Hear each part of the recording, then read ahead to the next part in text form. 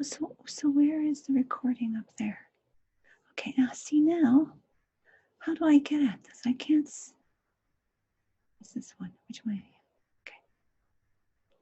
I thought I had it ready to go. Okay. Here I am. Now present. Oops. Oof. No, I want to go back. Yes. Okay. All right. Okay. Still need to get used to this. Okay. So to continue from last class, where we ended last class, I sort of covered some of the basic concepts in terms of the magical view of reality. Okay. Some of the fundamental concepts involved. And so I ended with this slide, I think, that magic basically is both a system of knowledge of this deeper level of reality, right? The trans-empirical, metaphysical, that which is beyond this empirical physical world, right? It's that deeper level of reality. So it's a system of knowledge, understanding, basically a map and a philosophy of what it is and how it works, okay? So it's a system of knowledge. And secondly, magic is also a system of practices. Practices as to how to work with those hidden forces, to control and direct them, tap into them for various purposes. Okay, and so that is a key idea, and that's what magic is going to involve: is learning and knowing how to work with that energy through ritual, intention, the use of consciousness, dance, chant, the use of the power of words, that you can work with energy as such in various ways, and you can also communicate with it, that there's an intelligence in all of life, that they're living beings. There's a plant spirit, there's a spirit or an intelligence even in stones. Okay, and then of course we've got the various gods and spirits as well. So everything's alive and there's an intelligence there, and that's where prayer comes in. It's a relationship with beings as well. Okay, so it involves those two things. Okay, so today here, or right now in this module, we're looking at what are some of the fundamental practices associated with magic. And just to begin with here, a text that I had used in the past, and I think I've got the computer on it, by Dean Radin. It's called Real Magic. And I'm going to have you guys watch a bit of a video clip of his later on. He generally categorizes magic as entailing and encompassing three key things, the three key things that make up magic. First of all, it is the practice of mental influence upon the physical world, that the power of the mind, intention, can shift reality and influence reality in ways. Secondly, perception of events distant in space or time. And this basically is dealing with divination, foreknowledge, being able to see into the future. Okay, perception of things, you know, in the future or the past in another place. Okay, so transcendental knowledge and information.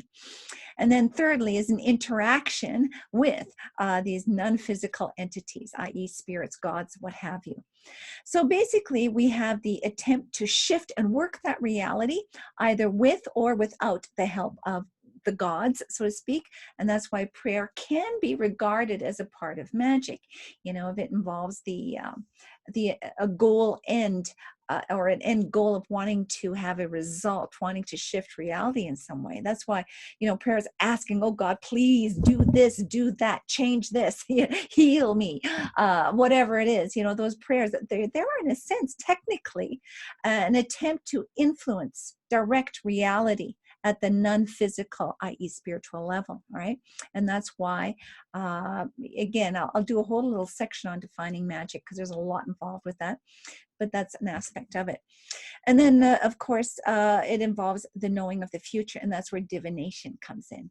And that is what we will just start with here, is divination. Why? Because knowledge is power. And so if you have a knowledge of what the hidden forces are up to, or be able to access those deeper forces or realities behind this world, these spiritual forces, if we can access them and know things ahead of time, that is empowering. We can be forewarned of potential danger. Okay, we'll be able to know, gee, which is the best direction or decision to make on things. And so this becomes a universal thing throughout history, all cultures, times, and places. There have been all kinds of divination techniques and practices as a way of getting this knowledge because it's empowering. So there's a diversity of techniques. And I'm never sure if this actually works when I try to move my picture there on the side, if that shows up in the recording or not. Anyway, there's a diversity of divination techniques, all right? And there's basically two types of signs that you can get. Again, a way of getting information. And this is one thing. In the ancient world, they were really focused a lot on the idea that out there in the natural world, there can be signs, messages as to what those forces are up to. Okay, it can show up in terms of coincidences or synchronicities. There's just how the planets move, how animals behave. It's like the gods can speak through nature. There's information, knowledge about the hidden world that we can access through nature. Okay, so studying the natural world, and this is actually the beginnings of science, is to notice cause and effect relationships. And there can be messages here. Right? And so there's a source of information in the natural world out there that we can tune into to get guidance and information about what's happening. Secondly, there is the inner world. We can access this information or knowledge of hidden things in the human psyche within. Okay, so there's the world out there and the world within. And it is in here that the gods, the spirits, the universe, whatever, can speak to me in terms of my psyche by bringing revelations that come as I meditate or prayer. I may hear voices, get images, right? Messages and information of a unique kind, or as I'm sleeping and in a dream state, right? It is all over the world. They have developed very lengthy texts on the interpretation of dreams, because it's believed time and again that when you are dreaming, you are accessing, plugging into that hidden, deeper reality. And the gods can speak to you through your dreams. The future can be revealed to you in your dreams where you get warnings, right? All this can happen. So there are two types or ways of accessing this information, through the outer world and the inner world, okay? And then secondly, to get this information, to get these messages or signs, they can happen either just spontaneously out of the blue, occur spontaneously, or they can be provoked. You explicitly seek them and make them happen. Okay, so we'll kind of go through this, because a lot of what divination is, divination techniques, they are specifically attempts to provoke a message, a sign, right, from the universe, from the gods. Okay, so hopefully that's, for example, well, I could talk on for hours here, but I'll say this now. For example, spontaneously, you could just be not even asking or thinking of anything in particular, but something extraordinary will happen. Just out of the blue, you might get a message. Just you'll hear a voice, or you'll all of a sudden have a bit of a visionary experience when you weren't even planning it. You weren't even seeking it. It just happened out of the blue. And the reason why I'm a bit emphatic about these things, I've experienced a lot of these things directly myself, right? That's why I know that this stuff is real and it works, and this is what can happen. I have tons of different kinds of experiences here. So anyway, so it can just happen out of the blue. And it can happen to something in terms of the outer world, just a really strange coincidence in terms of certain animals that appear and certain things that they do can just happen spontaneously, and that there could be a message in that you weren't really seeking. Okay, that's what's meant by spontaneous. And that's why coincidences are often very important throughout all cultures. Okay, so that's spontaneous. And then provoked is what we'll be looking at. Okay, yeah, so you'll see some of the techniques here. So first of all, messages from the outer world. So again, the goal of divination is to acquire knowledge, information, and in order to get help and know what's the best decision to make in a certain context, to know, should I do this or should I do that? Okay, to know about the future. And all this is so that I can have a better life, that I will be protected from harm, that I'll be more successful. Okay, that is always, again and again, the goal.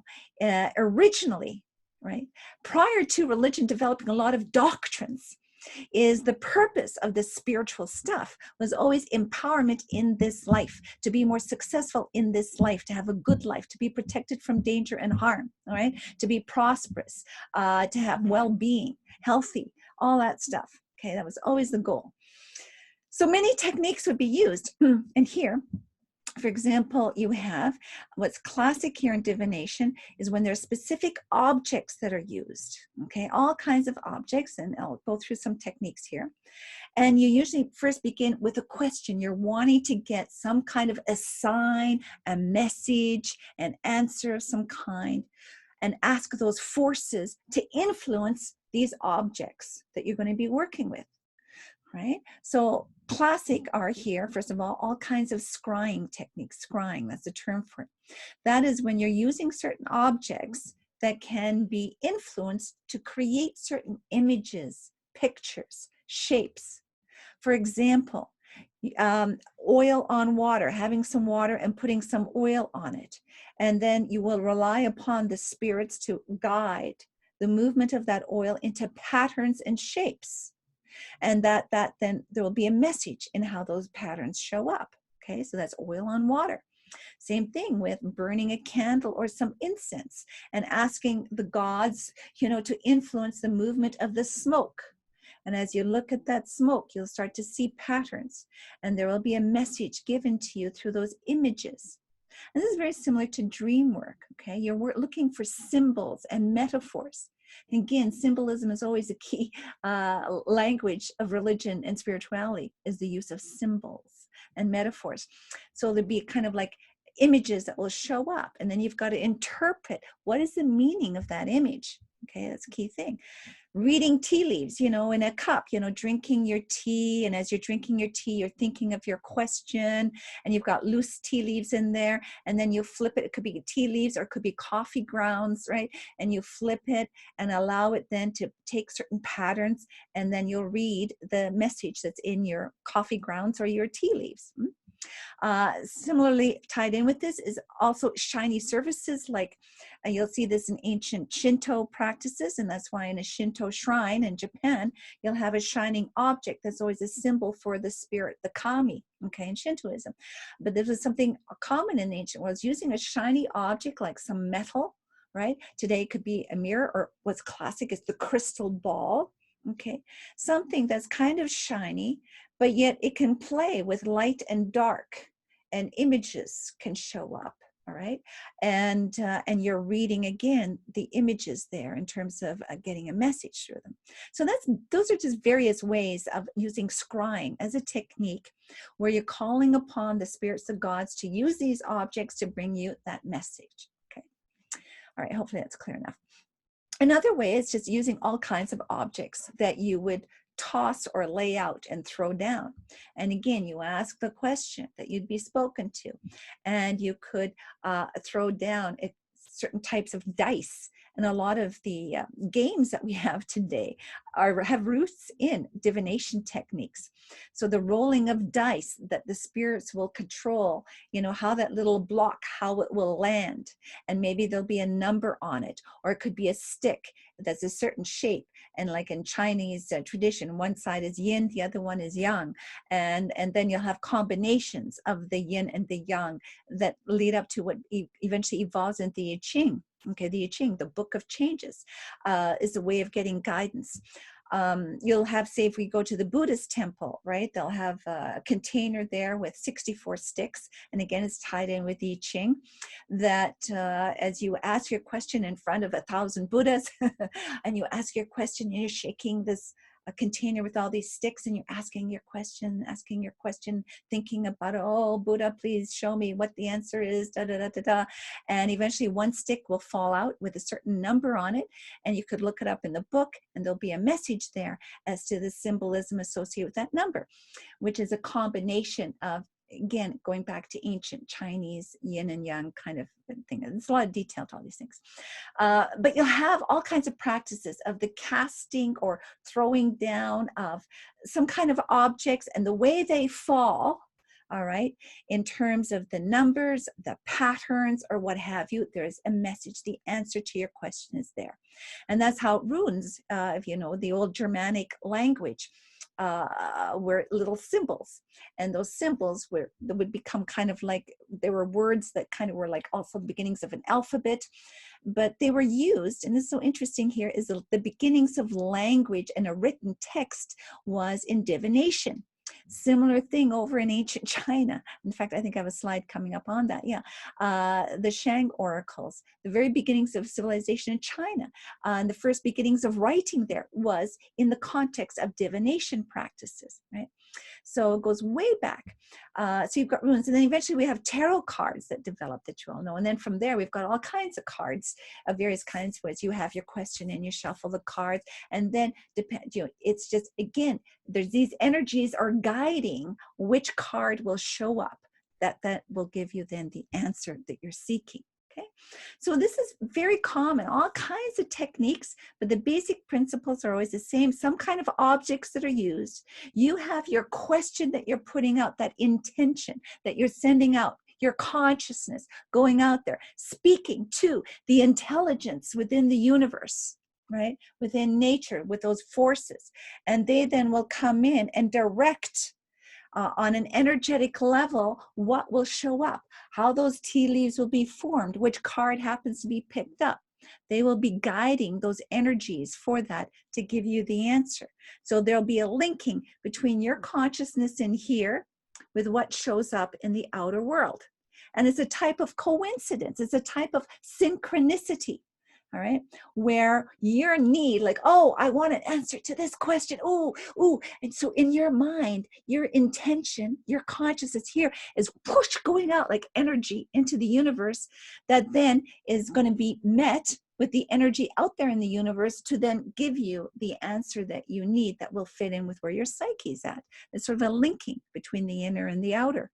Okay, consciousness and energy coming together to direct how the objects will lay out. Okay, so this is kind of what's going on here. So that's one aspect, very widespread in terms of divination techniques. And then, of course, the other type is just seeing signs in nature, how animals behave, the movements in the heavens, like, oh, there's an eclipse of the moon. What does that all mean? There's going to have an impact. There's an earthquake, a trembling, a volcanic eruption, things in the earth, things in the heaven, right? How these things line up. There will be messages in all of that. So here we'll just give you some examples. So messages from the outer world in nature. And I like this phrase I came across in one of the books. Events cast their shadows before them. And this ties in with the concept as above, so below that I mentioned in the previous module, that something will be happening in the spiritual realms, and it's like a rock being thrown in the pond. We can't see the rock being thrown, but we'll see the ripple effect of that rock that was thrown. And so it's like an event that's happening ahead of time. There's going to be a shadow that we'll be able to detect here and now of what's coming. And it's just like with seeing that ripple, we can see that, oh, there's going to be a tsunami coming or something, right?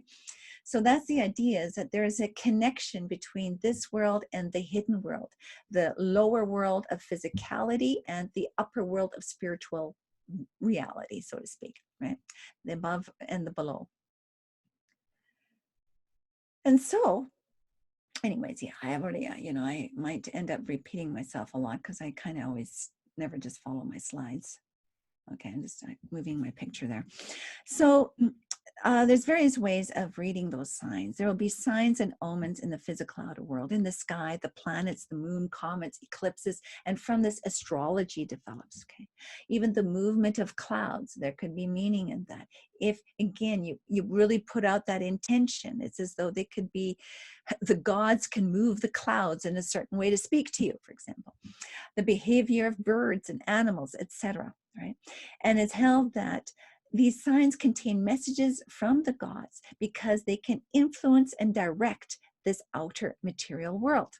The physical world can reveal the will of the gods, as well as human destiny and fate of what's meant to be, of what's going to happen. So here's just a passage from an ancient text on divination going back to ancient Babylonians. The signs of the earth together with those of the sky produce a signal.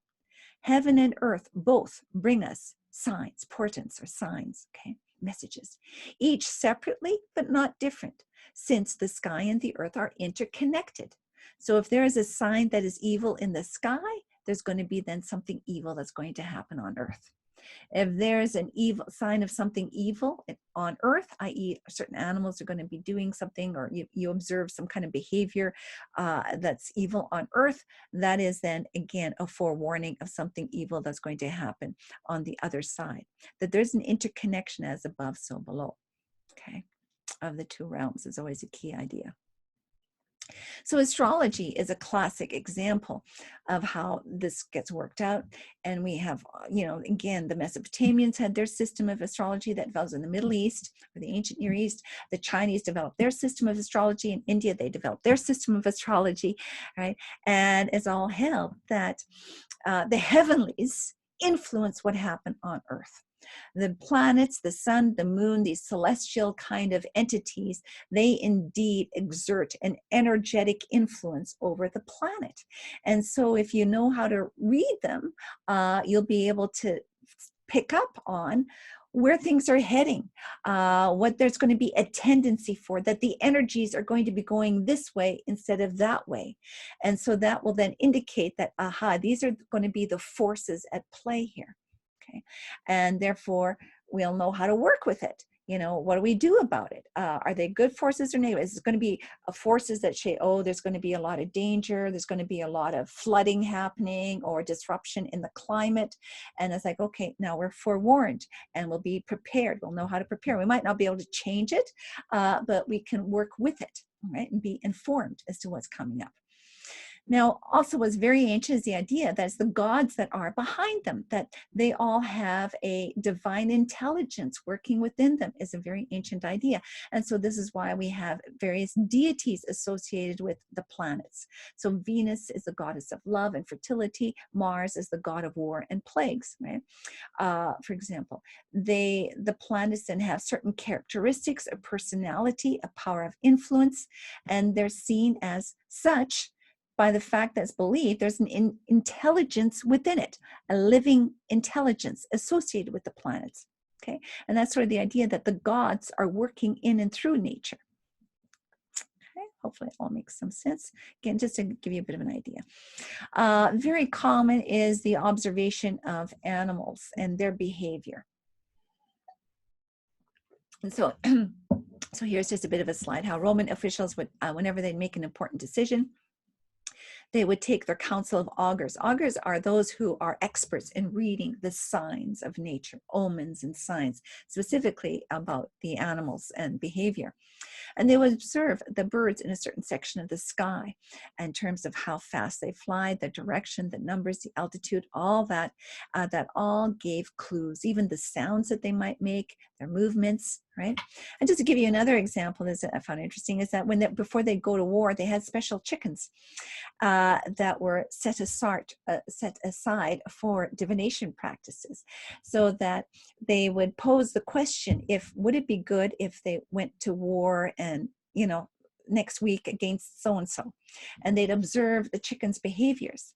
And if the chickens were calm and peace and really chill, that was a good sign that they would be successful in that battle. But if they became irritated and were just squawking around and really getting upset and being agitated and edgy, that was a bad sign. That meant no, they would not be successful in that battle. And so they would look to them for guidance. Okay. The Sumerians, going way back, again, the oldest civilization in the ancient Near East. Here you have a little picture of the Sumerians where they're situated in Iraq. They were 6,000 years ago, the oldest civilization that is claimed to exist here on this planet, going back to 4,000 BC, and on the Tigris and Euphrates rivers. And they had a collection of sky omens that they had gathered for over hundreds of years that are meant to guide the royal house in all of its affairs. They also included in there, how to interpret the behavior of animals and birds, the shape of smoke, patterns of oil and water, all this stuff that I told you. But also, and this is where, it is held that how you are, a person's hair, how they walk, their facial features, their nails, that could also indicate that person's future. And this is where we get palm reading from.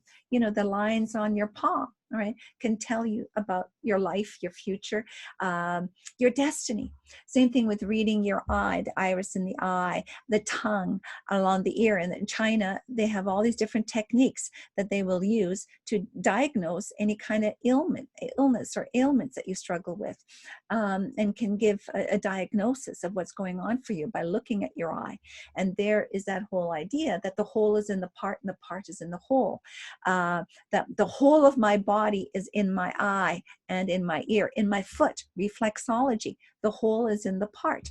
And so you work on the foot, and this part of the foot is connected with your heart, another part of the foot with the stomach, and they can, by rubbing the foot and whatnot, they can tell that, you got some stomach issues here, heart issues there, et cetera, et cetera. So again, it's that idea of interconnectedness is a common theme throughout all of this, and it shows up in all kinds of ways, all right? In terms of healing techniques, your destiny, in terms of reading the palm, right, to see what your future holds, whatnot, your characteristic, the kind of person you are.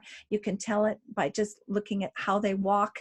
It just speaks volumes, et cetera, right? So you'll have all this in the history of humanity, these ideas. So I mentioned earlier the Shang Dynasty over in ancient China, and just how their writing develops there in the context of divination techniques and what they used to do. And again, the oldest civilization, technically as a civilization, is the Shang Dynasty of around 1700 BC over in China. And what they've found are over 100,000 what they're called oracle bones in the Shang royal palace. And what they used to do is, if they'd have a question they wanted some guidance on, they would pose it to the gods, the spirits, and they'd take the shell of a turtle, tortoise shell, or perhaps a bone, the shoulder blade of an animal, and they would ask the question. Then they would heat the bone or the shell in fire, okay? And I trust that my voice is working, okay? Because why is this not working? Usually it goes on and on. Anyways, hopefully my mic is working and the sound is working. Anyway, they would put it in fire and then get it hot and then dunk it in cold water so that cracks would form. And then the answer, the message would be given in terms of the shape of those cracks. And then they would write down what the question was, what the answer was, and then commentary as to what would happen down the road. Okay, a follow-up commentary just to verify. And this is the interesting thing, is that they did that also in the ancient Near East with the Enuma Elish that I mentioned. They would observe the heavens, kind of think, I think this is what it means. And then through observation, later on, comment on, indeed, this is what happened. This indeed was a sign that this is what's going to happen. And that's how they would verify it. So they had a very much an empirical approach of observation and keeping records of these things. And that through time, okay, an extensive periods of times, that's why they developed these techniques, because they found, this is very consistent. Okay, and that's how the I Ching, which is still a book you can get in your bookstore today, that's how it evolved. It has its origins going way back to the Shang Dynasty, for example, in this case, okay? All right, just to give you some idea. Same thing, Imperial Japan. 1/3 of the officials in the Ministry of Religious Affairs was assigned to the Department of Divination. They were to read any patterns of coincidences and report it to the emperor. Similar to the Shang rulers' techniques of reading cracks on shells, they'd also ask for dream messages, okay? And the Japanese word for divination means getting in touch with that which is behind, okay? So you'll find this throughout culture. This is where you get then the tie between religion and politics. Religion, or magic here, has access to these hidden realities, and they are empowering. They will bring you a knowledge ahead of time, right? And so they then were used to serve those who were in power. This is what happens right at the very, very beginning. Okay. Oh, okay. And here's another passage or text or point about augurs who, again, working with animal behavior, the flight of birds and whatnot. They also worked with haruspicy, which involved the sacrifice of, say, a sheep or a goat, some kind of an animal. And they would ask the gods to speak here through, after they cut it open, the entrails, the shape of the entrails. And that here there would be information on there that would give them the answer that they're seeking. This was a widespread technique that developed, especially in the ancient Near East. It's even mentioned and used in the Bible in terms of the Jewish tradition, that this was something that was regularly done to get guidance and information. Okay, and it was widespread. And I think, do I have it? Oh, I know I have another picture somewhere. But archaeologists have found you actually would go to school and get trained in these practices, and where they found all kinds of clay images of entrails with different patterns on them as a teaching tool to show if it goes like this is what it means, if it goes like that, this is what it means, that archaeologists have found, which is interesting. Okay. So the goal of magic always is to, again, well, and no,